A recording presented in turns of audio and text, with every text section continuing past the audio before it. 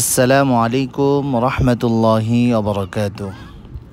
সুধী দর্শক শ্রোতা, আজকে আপনাদেরকে এমন একটি স্থানে নিয়ে যাব যেখান থেকে রাসূলুল্লাহ সাল্লাল্লাহু আলাইহি ওয়াসাল্লাম উমরার জন্য এহরাম বেঁধে মক্কায় এসে উমরা করেছিলেন।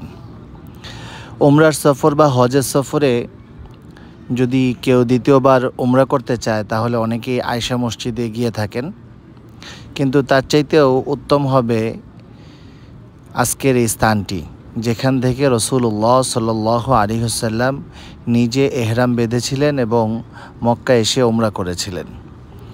আমরা আজকে আপনাদেরকে নিয়ে যাচ্ছি জিআরানা এলাকায়, যেখানে ঐতিহাসিক হুনাইনের যুদ্ধ সংগঠিত হয়েছিল। মক্কা বিজয়ের পরে হুনাইনে বসবাসরত দুইটি গোত্র বনু সাকিফ এবং বনু হাওয়াজিন তারা বিদ্রোহ করে। নবীজি সাল্লাল্লাহু আলাইহি ওয়াসাল্লাম মক্কা থেকে বিশাল একটি কাফেলা নিয়ে এই স্থানে চলে আসেন। দেখতে পাচ্ছেন আমরা জিআরানা এলাকায় অবস্থিত যেই মসজিদ, সেই মসজিদের সামনে চলে এসেছি। নবীজি এই স্থানে আসেন এবং এখানেই সেই গোত্রগুলোর সাথে যুদ্ধ সংগঠিত হয় এবং রব্বুল আলামিন সেই যুদ্ধে মুসলমানদেরকে সাহায্য করেন ফেরেশতা পাঠিয়ে। এই যুদ্ধে জয়লাভ করার পরে নবীজি এখান থেকে চলে যান তায়েফে। তায়েফ বিজয় করার পরে ফেরার পথে এখানে রাসূলুল্লাহ সাল্লাল্লাহু আলাইহি ওয়াসাল্লাম যাত্রা বিরতি করেন মক্কায় প্রবেশের আগে, এবং এই স্থানে একটি ঐতিহাসিক কূপ রয়েছে এই মসজিদের পাশেই। এই কূপের পানি দিয়ে নবীজি সাল্লাল্লাহু আলাইহি ওয়াসাল্লাম গোসল করেন এবং এই কূপের পানি পান করেন, এবং যেখানে মসজিদটি সেই মসজিদের স্থানেই নবীজি এহরাম বেঁধে নিয়ত করে নেন। দর্শক মণ্ডলী, আপনারা দেখতে পাচ্ছেন আমার সামনে যেই গোল আকৃতির যে দেওয়ালটি, এটি হচ্ছে সেই কূপ।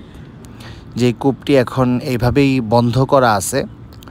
এখানে মেশিনের মাধ্যমে পানি উত্তোলন করে বর্তমানে মসজিদের অজুখানায় পানি দেওয়া হয়। এই কূপের পানি এখনও এই মসজিদের অজুখানায় ব্যবহৃত হচ্ছে। এই কূপটি রাসূলুল্লাহ সাল্লাল্লাহু আলাইহি ওয়াসাল্লামের স্মৃতি বিজড়িত কূপগুলোর মধ্য থেকে অন্যতম। আমরা এখন এই কূপটি পার হয়ে একটু সামনে অগ্রসর হয়েছি।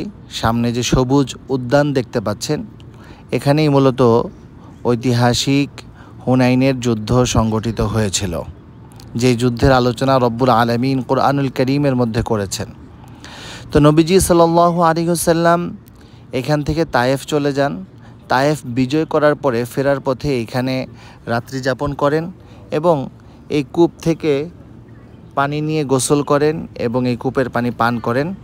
এবং এই মসজিদটি যে দেখতে পাচ্ছেন, যেটি মসজিদের জোরানা হিসাবে প্রসিদ্ধি লাভ করেছে এবং সবার কাছে পরিচিত, ঠিক এই জায়গায় রাসূলুল্লাহ সাল্লাল্লাহু আলাইহি ওয়াসাল্লাম নামাজ আদায় করেন এবং এখান থেকেই এহরাম বেঁধে মক্কায় গিয়ে উমরা আদায় করেন। দেখতে পাচ্ছেন উমরা যাত্রীগণ এখান থেকে অনেকেই উমরা করে থাকেন।